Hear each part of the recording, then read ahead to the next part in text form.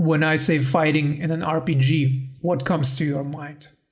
Maybe the fighting is done with swords, maces, or axes. In a more fantastical world, you fight with the arcane art.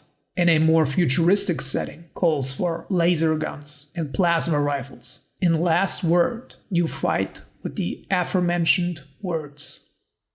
Last Word is an indie game made by 12 Tiles in the RPG Maker XP.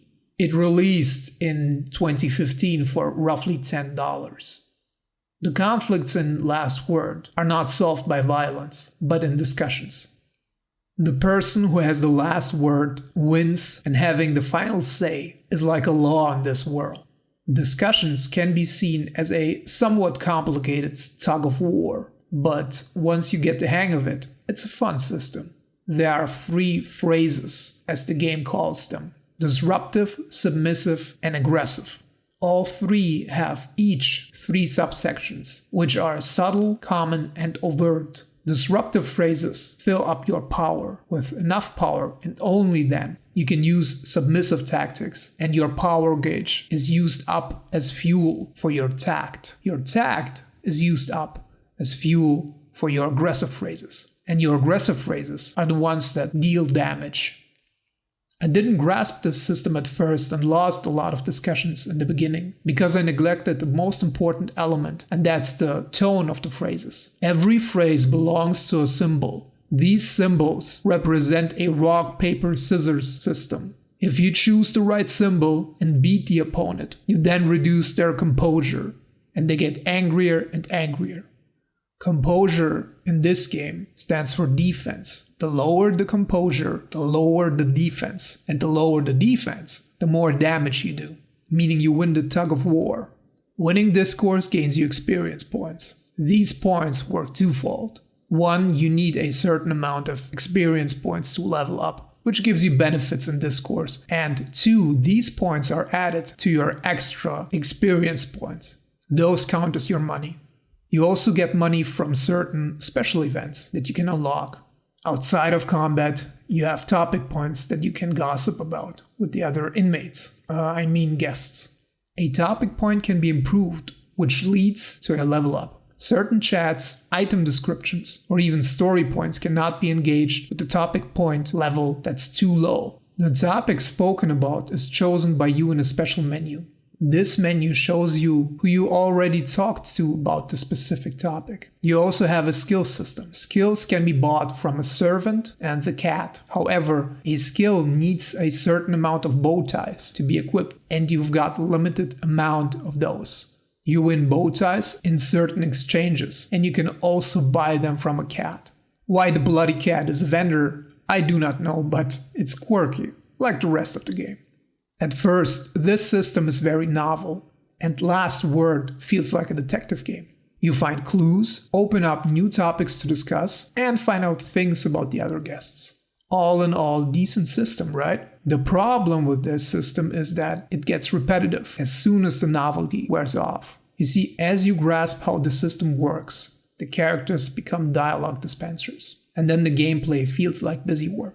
You go from person to person and work off one topic after another.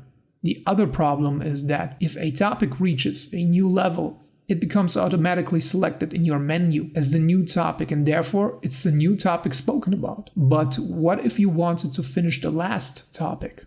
Well, you have to go into the menu and select the old topic to move on with it.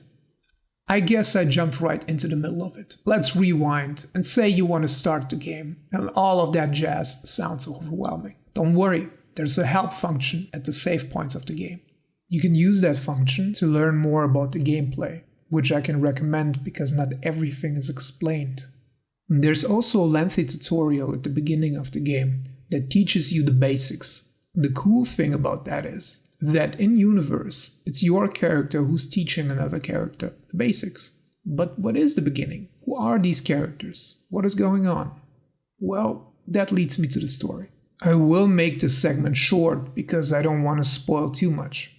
The premise is that at some point during the Second World War, 6 guests are invited to a gathering in the exquisite manner of Chet Chatters, a brilliant inventor who works closely with the armed forces of the fictional country of St. Lauden. He invented a device which can speak to people like a megaphone but works like a one-way intercom. That is on purpose because, as I said before, in this world, the last word holds special powers over a person, and this person has to obey. Professor Chatters commands to his guests that they should mingle and drink without ever mentioning that they could leave. This means all of the guests are trapped in the manor and have to drink wine. That's why I referred to them as inmates before. Your task as the player is to get to know the other guests and to find a way out of this predicament.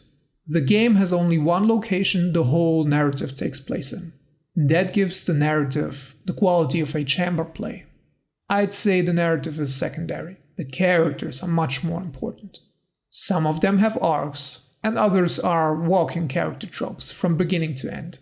The names of these characters are language and dialogue puns. So there's General Sandhoff, named after a speech impediment. I had to look this one up.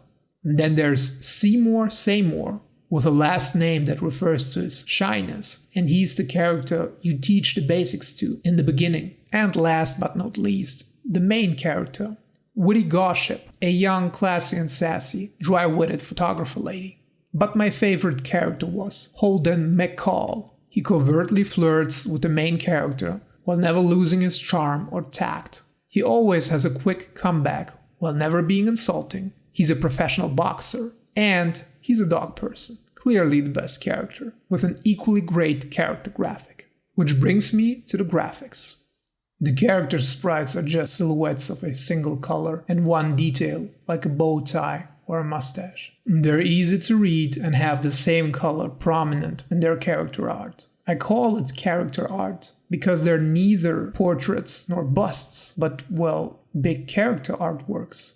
The art is stylized and has a comic book look to it. The rest of the game is just usual sprite work. Nothing spectacular, but solid RPG Maker tiles. The discourse combat system looks decent, and it has small animations in it, but nothing groundbreaking. Simple shapes and forms. But presentation is not the focal point of this game, it's the gameplay. And everything around it serves the gameplay, meaning the story, graphics, and the music and sound. And that's a good segue to my next point, music and sound.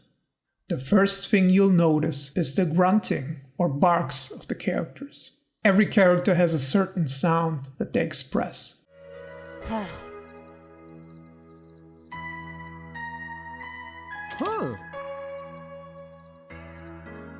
It makes the characters more lifelike and gives them a little bit of charm. Another great thing is the unpleasant sound that plays when a topic is locked. It's then even more satisfying when you have the right level to unlock the same topic.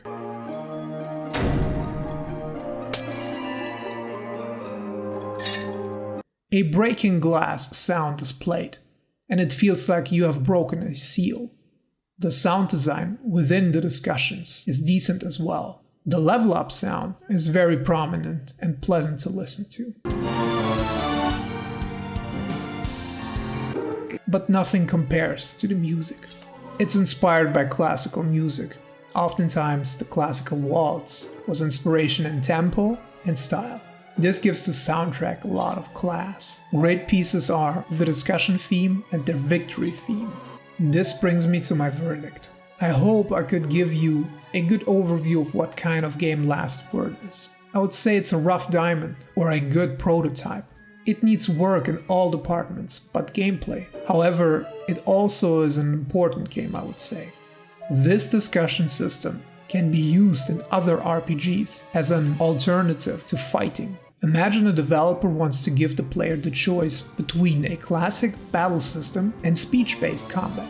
The system Last Word offers is a great foundation for that idea and should be further pursued as an option for non-combat gameplay. I can recommend this game especially to developers. If you're just intrigued by the premise, wait for a discount on Steam, because the game is quite short in length and has very little content. But if you want to support the developers, you could always pay full price. In any case, that's all from me for today. Thank you for watching and have a great rest of your day.